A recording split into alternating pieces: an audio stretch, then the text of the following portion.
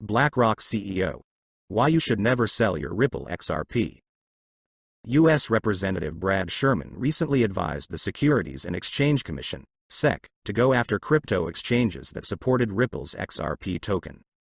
However, in a recent interaction with Fox Business journalist Eleanor Tourette, Sherman made another claim against the token. Welcome to the Finance Up channel. If you liked this video, don't forget to like it and subscribe to the channel. Do you think the analysts are right about XRP? Write the answers in the comments. Giving away 500 XRP at the end of the week. One random subscriber will receive XRP coins. Take a look at the instructions in the comments section. All you need to do is write the word XRP, watch the video to the end, to like and subscribe. Lawyer John Deaton, the founder of Crypto Law and the representative of the owners of XRP in court, makes a bold prediction about what may happen after the briefings on the summary judgment are made public.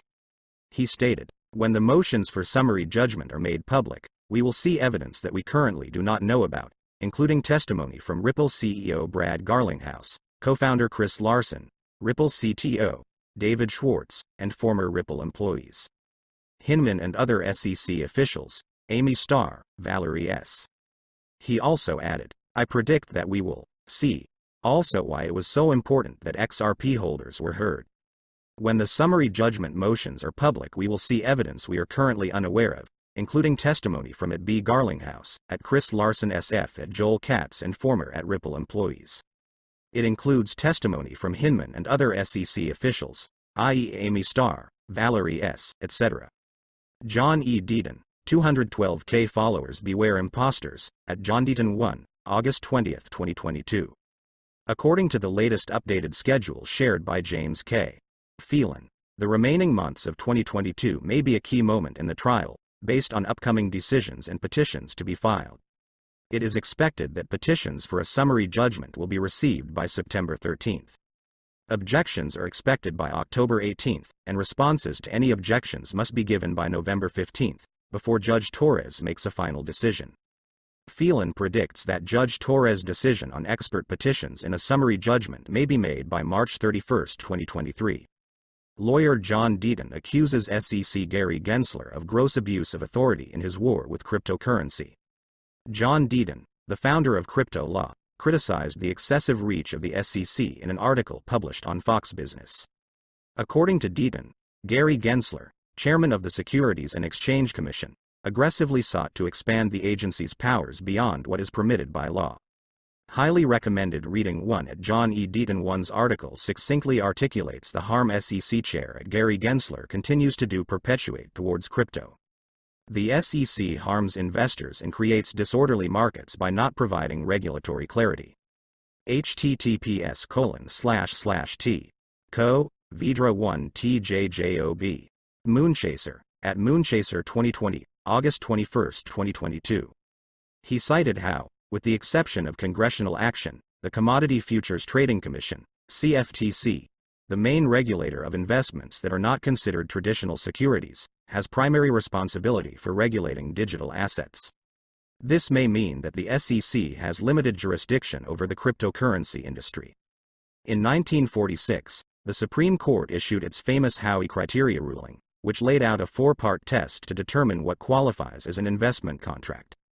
Deaton continued by stating that after Howey, Congress was unable to pass any new legislation that would directly regulate cryptocurrencies. This should mean that Congress intends to make the CFTC the de facto regulator of the cryptocurrency industry. He alleges that Gary Gensler, chairman of the U.S. Securities and Exchange Commission, used this perceived lack of clarity to launch a campaign of regulation by enforcement that pushed Howey to the limit. In December 2020, the Ripple case was initiated by Jay Clayton on the last day of his tenure as chairman of the SEC. The Securities and Exchange Commission has filed charges against Ripple executives for allegedly selling XRP in a way that could qualify as a Howey security, since the proceeds, according to the Securities and Exchange Commission, were partially used to support the growth of Ripple's business. As a result, they were required to disclose information about these sales to investors, as a public business would do. John Deaton previously noted on Twitter that XRP is by far the most important altcoin in the cryptocurrency market as a result of the SEC's actions against him. He pointed out that if Ripple Labs loses the case, it could be dangerous for all other cryptocurrencies, as the SEC could mark them as unregistered securities. Brian Brooks, ex-head of the Office of the Comptroller of the Currency, OCC, in the U.S. Treasury Department and former CEO of Binance in the U.S., expressed his assumptions about the possible outcome of the Ripple lawsuit against the SEC. In a recent interview, Brooks noted that the court will decide whether the initial coin offering, ICO, of Ripple in 2013 is a violation of U.S. securities laws. However, he expects both sides to come to a settlement so that investors can continue to trade XRP in the United States. According to Brooks, the settlement that is likely to happen will border on the spread of XRP in 2013. Here, the most important problem related to XRP is that there is a difference between the way an asset is distributed and the nature of the asset at the moment in time. And I think the problem is that whatever happened during the initial distribution of XRP tokens 10 years ago, whether it was a security or not, it will be decided by the court. The question is XRP a security today? The answer is that the SEC itself has stated that assets can change their nature over time as they become useful and decentralized. I'll just make a quick prediction that a settlement will be reached somewhere. The settlement is related to the distribution of tokens so that existing token holders can continue to trade them and find value in them in the ways they do, Brooks is quoted as saying. Want to know what Michael Barr thinks about #XRP? Brooks is an American lawyer, technologist and entrepreneur. He has extensive knowledge in the public and private financial sectors. Brooks served as Comptroller of the Currency from May 29, 2022 to January 14, 2021. After serving as Comptroller of the Currency, Brooks became CEO of Binance. The United States. However, his tenure did not last as many expected, as he resigned just 3 months after starting work. I am informing you all that I have resigned as CEO of Binance US. Despite the differences over the strategic direction, I wish my former colleagues great success. There will be exciting new things, Brooks tweeted. Interestingly, attorney John Deaton, the legal representative of more than 71,000 XRP holders in the lawsuit, also previously said that the SEC would rather agree with Ripple than hand over Hinman's documents. The current price of XRP for today you can see yourself on the screens, and the trading volume for 24 hours is $1,294,436,065 US.